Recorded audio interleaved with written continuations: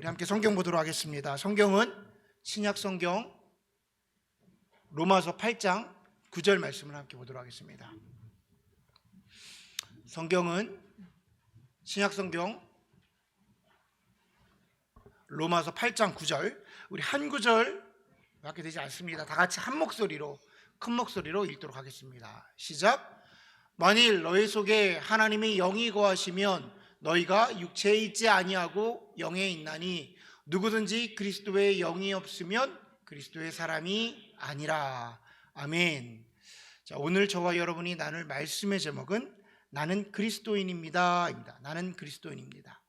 자, 이것은 오늘 설교의 제목이기도 하지만 우리 2024년도 참 좋은 교회 표이기도 합니다. 우리 한번 따라해 보실까요? 나는 그리스도인입니다. 이렇게 목소리가 이렇게 그리스도인 맞습니까?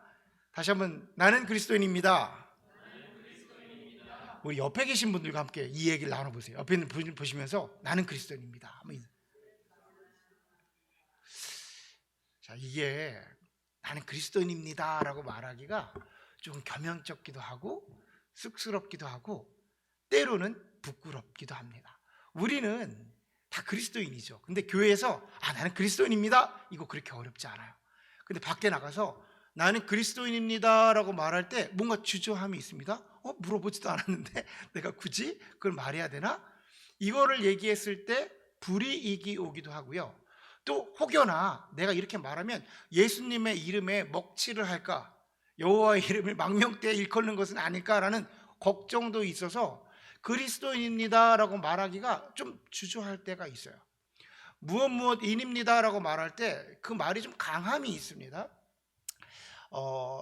꽤 된 이야기예요. 한 8년 정도 됐는데 예전에 제가 전도사 때 전도사 기간에 밤에 겨울이었는데 축구를 하러 나갔어요. 축구를 굉장히 사랑합니다. 그래서 축구를 하러 나갔는데 겨울에 축구를 한다는 거는 좀 위험함이 좀 따릅니다. 몸도 굳어져 있고. 그래서 겨울에 축구를 하려면 두꺼운 옷도 입어야 되고 목도시도 해야 되고 마스크도 쳐야 되고 장갑도 끼고 이제 축구를 하러 나간 거예요. 자, 밤에 축구를 하러 갔으니 얼마나 더 춥겠습니까? 근데 조명을 켜고 축구를 하는 낭만이 있어요. 그날따라 눈이 너무 많이 오는 거예요. 밤에 축구를 하려고 했더니. 그러니까 운동장이 하얗게 눈으로 덮여버린 겁니다. 그러면 미끄럽기까지 하니까 보통 조심해야 되는데 그때 모인 사람들이 눈이 오면도 불구하고 축구를 찬 거죠. 축구를 찬 겁니다. 눈이 펑펑 내리는데. 그때 사진을 하나 찍어놔서, 제가 요즘에는 SNS를 안 하는데 SNS에 그 사진을 올리고 뭐라고 밑에 글을 적었냐면 이 시대의 진정한 축구인입니다 이렇게 적었어요. 이 시대의 진정한 축구인입니다. 그랬더니 밑에 댓글이 달리는데 저희 동기들과 당시 제가 청년 사역을 하고 있었는데 청년들이 당신은 축구인이 아니라 그리스도인입니다. 어서 집에 들어가서 성경을 읽으십시오라고 기록했어요. 제가 거기서 적은 저는 축구인입니다 라고 말했던 게 뭘까요? 이렇게 눈이 오면도 불구하고 추위에도 불구하고 내가 얼마나 축구의 진정인지 진심인지 열심인지를 보이기 위한 게 축구인이라는 거예요. 여러분 무슨 인입니다 라고 말할 때 자기가 얼마나큼 그걸 사랑하는지 얘기하잖아요. 여러분 산악인입니다. 산악인의 끝이 어디예요? 에베레스트. 마스크 쓰면서 막 그 산소호흡기 쓰고 에베레스트 올라가는 거예요. 왜냐하면 내가 얼마만큼 산에 대해서 진심인지를 보여주는 것이죠. 그것도 뭐가 있어요? 나는 마라토너, 우리 마라토너들 있잖아요. 나는 마라토너들입니다. 나는 러너입니다 했을 때 이 사람들 뭐가 있죠? 겨울이 와도 달린다라는 거죠. 그들의 끝은 어디예요? 보스턴 마라톤, 뉴욕 마라톤 나가서 열심히 달리는 걸 보여주는 거예요. 내가 얼마만큼 마라톤의 진심인지를 얘기하는 거죠.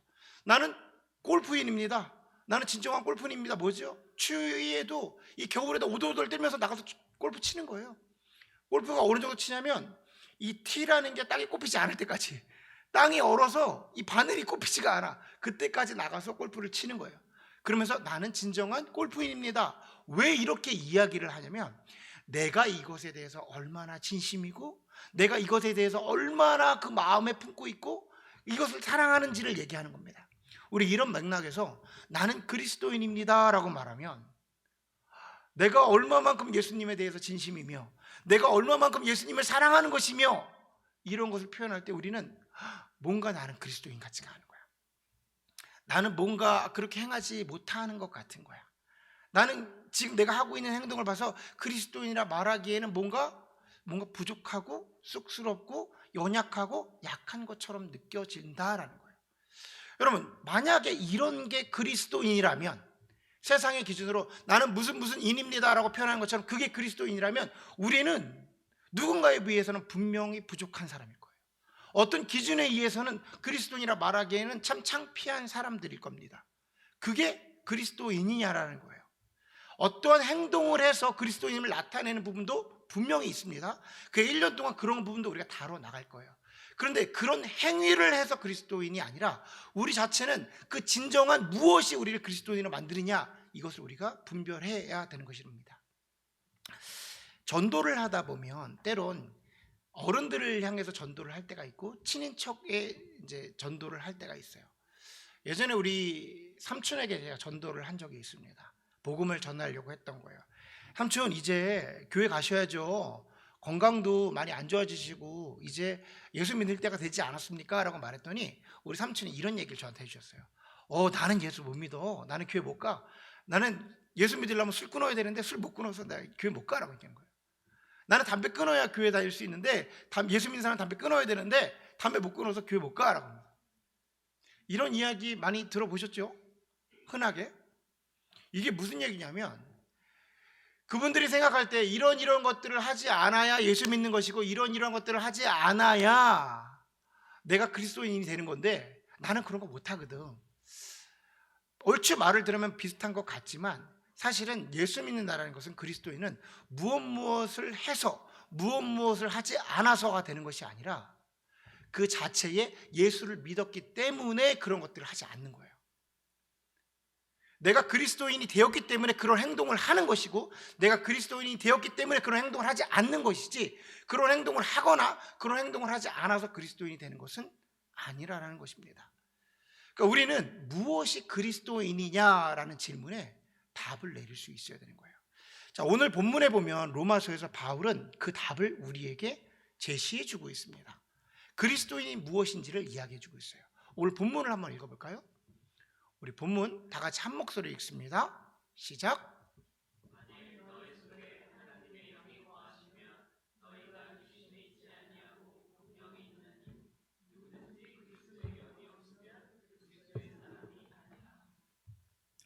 아멘. 자, 오늘 읽은 로마서 8장 9절은 올해의 표이고 올해 우리에게 주신 말씀입니다. 바울은 지속적으로 하나님의 영에 대해서 이야기를 하고 지속적으로 육체에 대해서 이야기하며 예수 믿는 것이 무엇인지 참다운 복음을 선포하는데, 오늘 말씀 가운데 그래서 그리스도인이 무엇이냐면 이라고 하면서 가장 중요한 단어를 우리에게 제시해 줍니다. 오늘 9절 가운데에 많은 이야기가 그 안에 들어있지만 한 가지를 선택하라면 그것은 그리스도의 영입니다. 하나님의 영, 그리스도의 영이에요. 자, 오늘 본문은 이렇게 얘기합니다. 그리스도의 영이 있냐 없냐라는 거예요.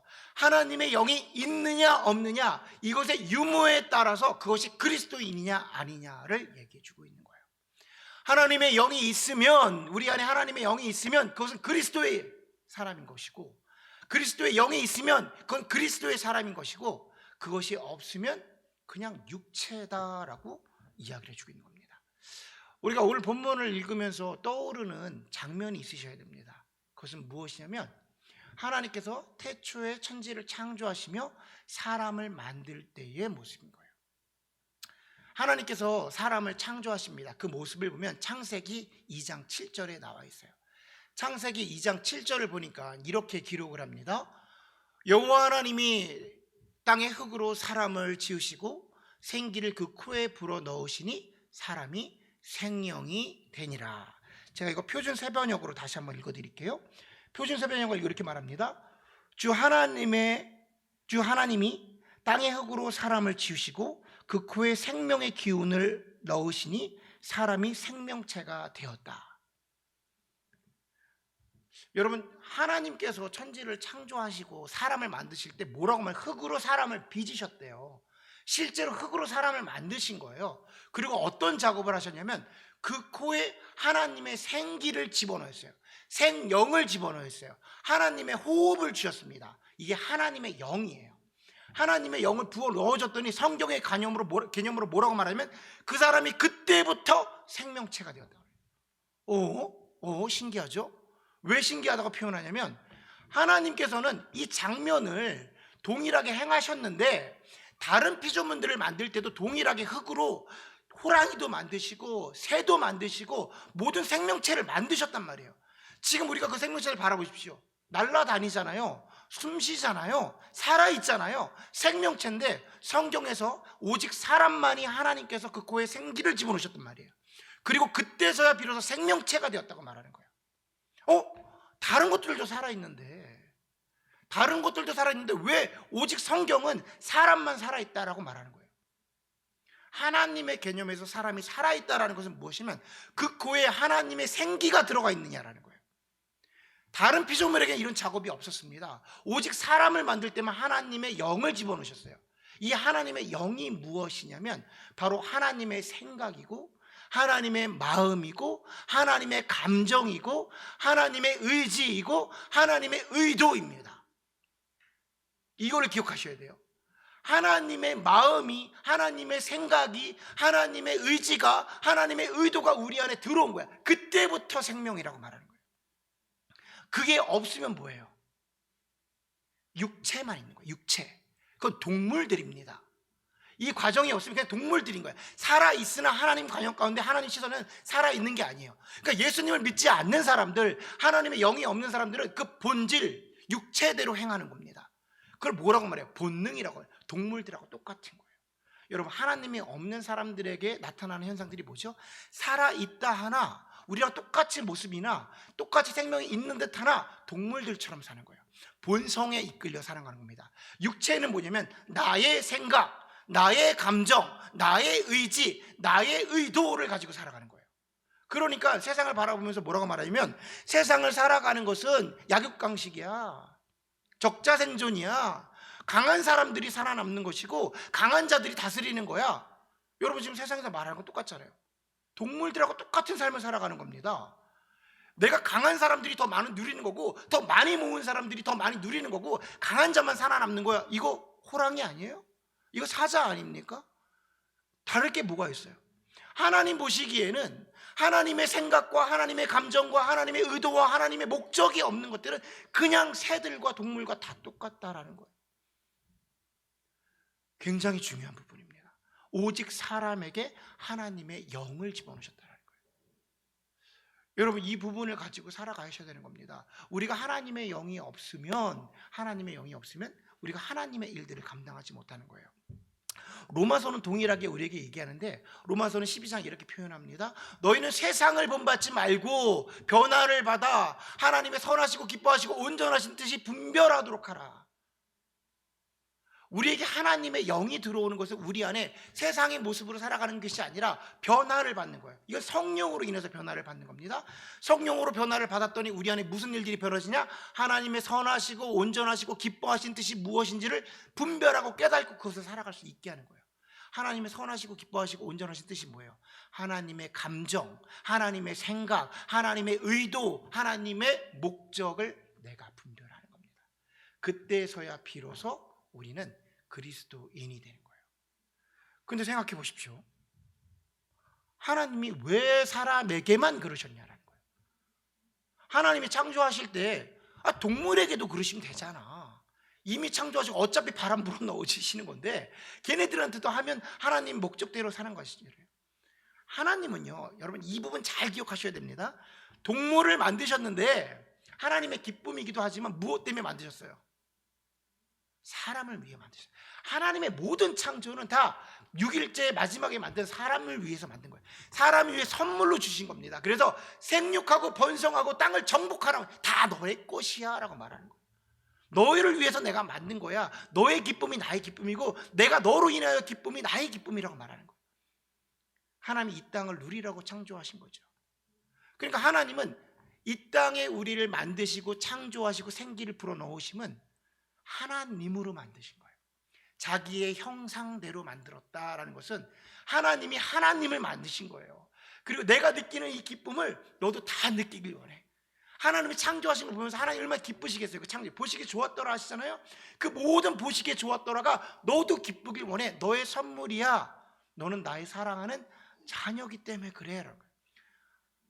여러분, 하나님은요 동물들의, 이렇게 표현하면 너무 이렇게 왜곡적으로 받아들이지 마시고, 별로 큰 감동이나 기쁨이 없으세요. 보시긴 좋았는데 거기에 뭐 놀라시지 않습니다. 하나님은 뭐에 기뻐하시냐면 그 동물을 바라보시고 기뻐하는 우리를 보고 기뻐하세요. 시선을 잘 보십시오. 하나님은 어디에 관심이 있냐면 우리에게 관심이 있으세요. 우리. 세상에는 관심이 없으세요. 세상은 어떤 거냐면 나중에 예수님이 돌아오시면 다 거두어질 거예요. 사라질 것들이에요. 하나님의 관심은 우리에게 관심이 있는 겁니다. 동물들에게 관심이 없어요. 제가 이런 표현할게요. 하나님이 우리를 하나님의 자녀로 만드시고 이 모든 것을 공급하신 거예요. 예수님께서 우리를 하나님의 자녀로 만드시고 하나님께서 우리를 창조하시고 그 생기를 불어넣으시고 우리 안에 하나님의 생각과 하나님의 마음과 하나님의 의지와 하나님의 목적이 있는데 이것이 깨어져 버렸어요.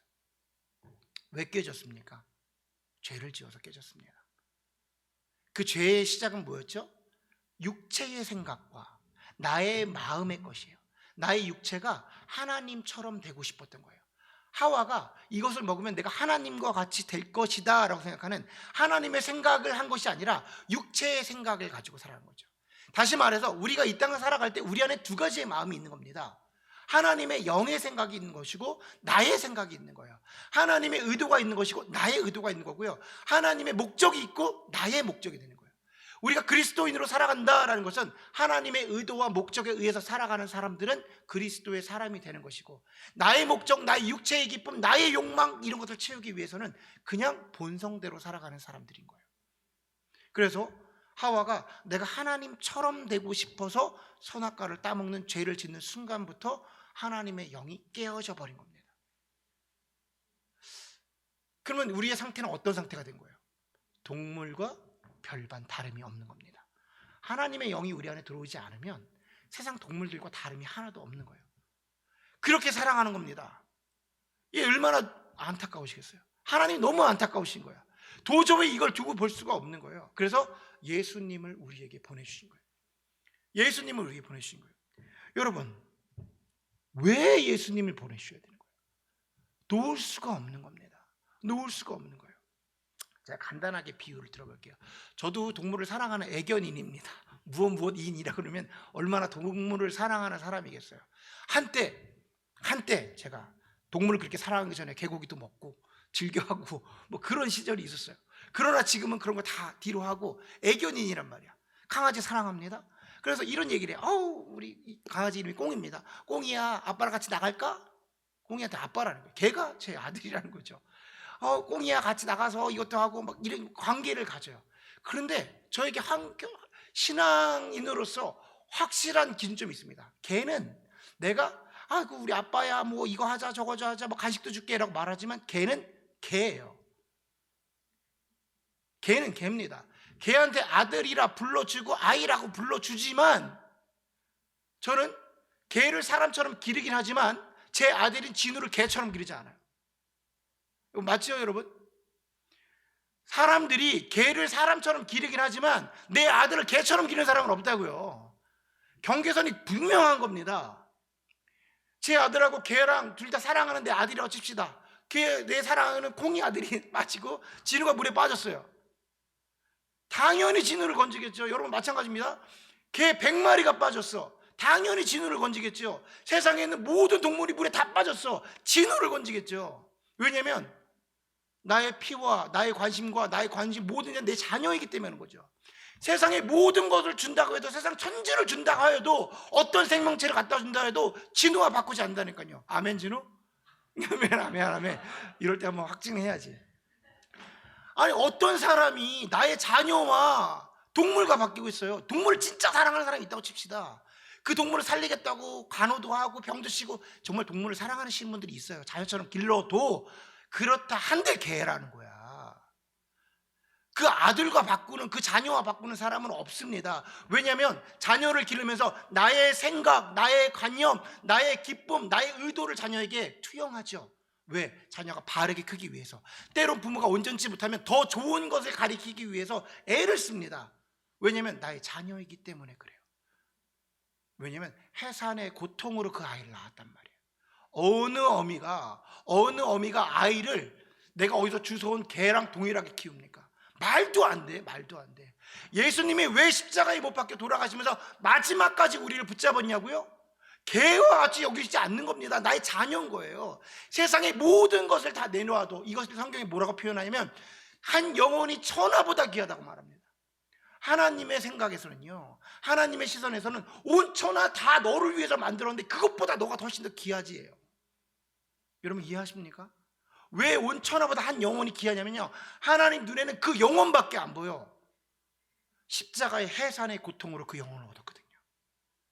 천하 이거 내가 말로 그냥 빚어서 만든 거야. 뚝딱뚝딱 만든 거야. 아무것도 아니야. 너 기쁘라고 만든 거야. 이것과 너를 비교하라고? 말도 안 되는 거. 개 1000마리, 10,000마리 그 귀한 거 아무리 뭐 비싼 개를 갖다 준다고 해도 그 한 영혼보다 귀할 수가 없는 겁니다. 그러니까 예수님은요, 그 영혼에 관심을 갖고 있어요. 우리가 하나님과의 관계가 깨져버렸어.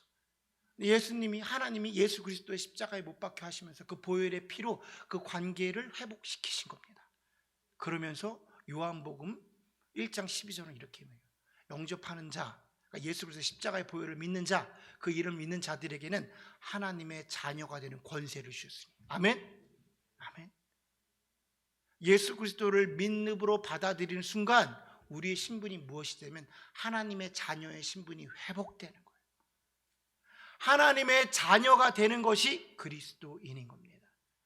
하나님의 자녀가 되었다는 건 뭐냐면 예전에 깨어져 버렸던 것, 나의 육체를 따라가가지고 내가 깨어져 버린 하나님의 영이 회복되어서 내 안에 하나님의 영이, 그리스도의 영이 속하여 그리스도에 속한 자가 되는 것입니다. 우리의 어떠함이 아니에요. 우리가 무엇을 해서가 아닙니다. 어떤 행위를 해서 내가 거룩해지고 뭔가 더 신령해져서 그리스도인이 되는 것이 아니라 내 안에 깨졌던 예수 그리스도의 영이 다시금 예수 그리스도의 보혈로 자리 잡을 때에 우리는 그리스도의 영이 되는 겁니다. 바로 하나님의 자녀인 것이죠. 아멘. 여러분, 하나님의 자녀가 그리스도인인 거예요. 이 신분을 그 무엇도 깰 수가 없습니다. 동일하게 로마서 8장 39절을 보면, 38절 39절 제가 읽어드릴게요. 이걸 보면 이런 표현이 있습니다.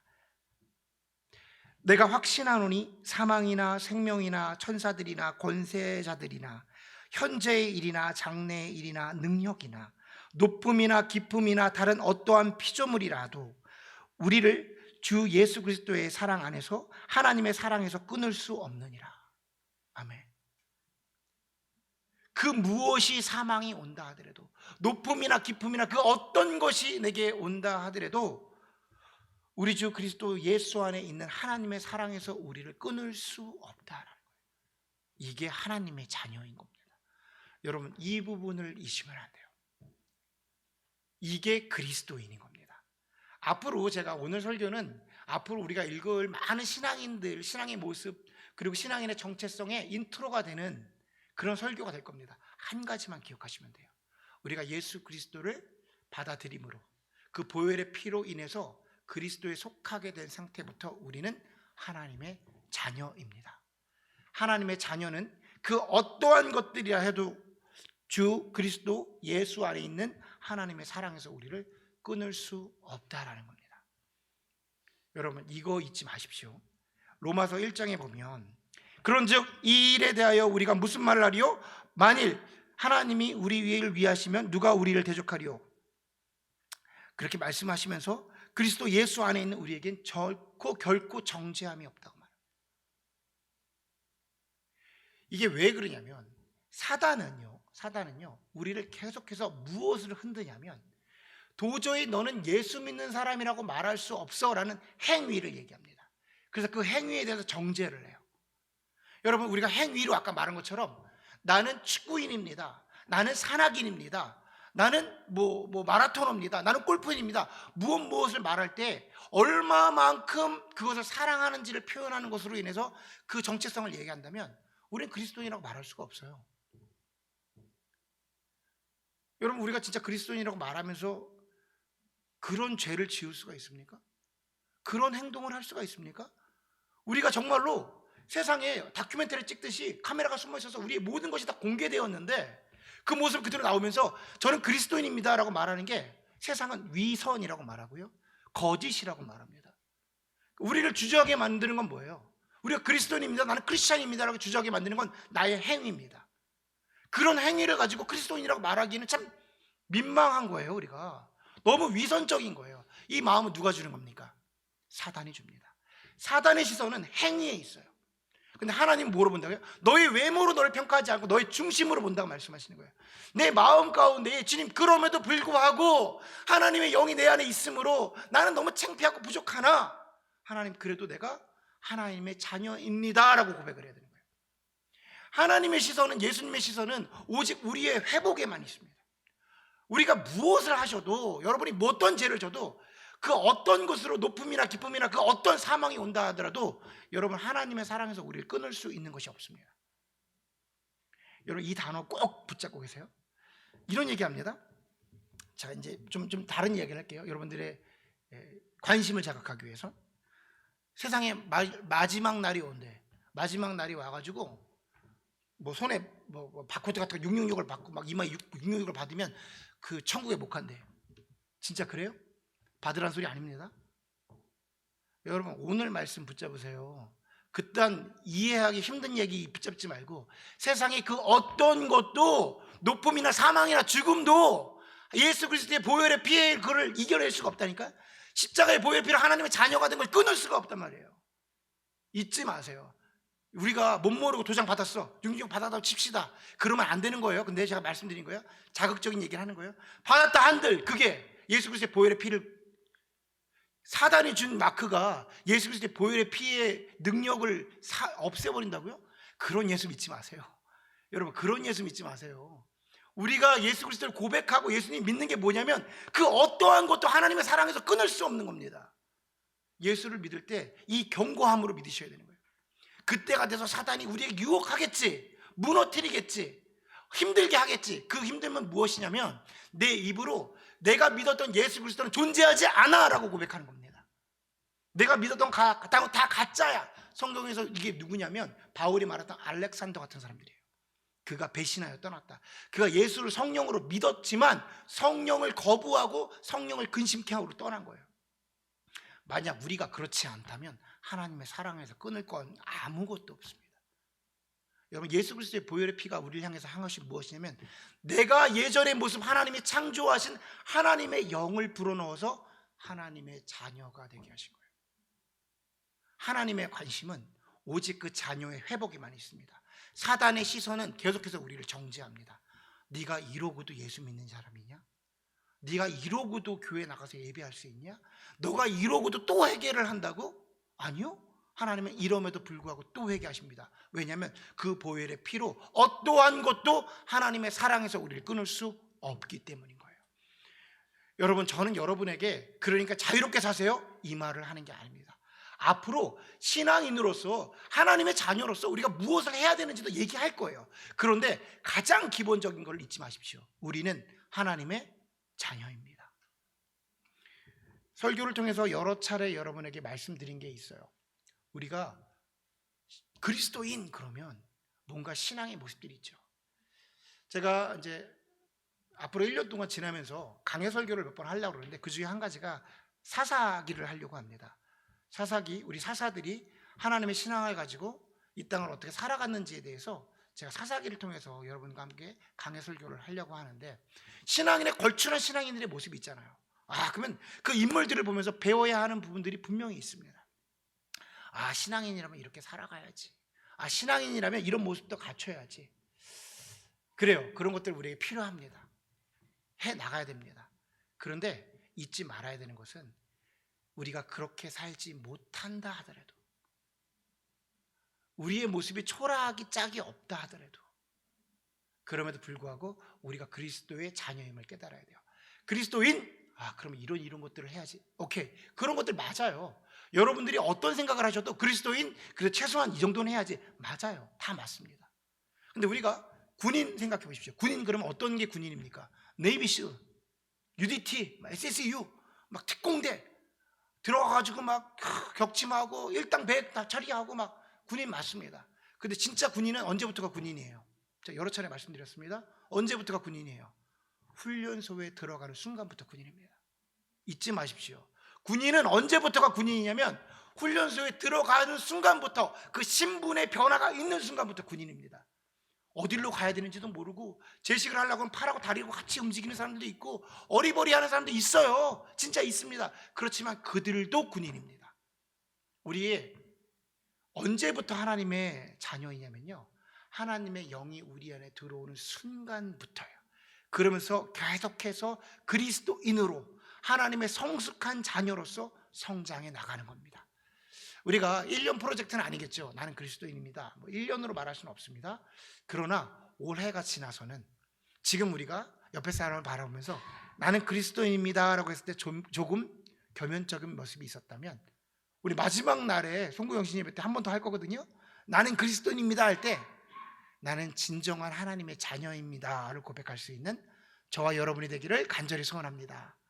아멘. 우리 이 시간에 함께 찬양 부르고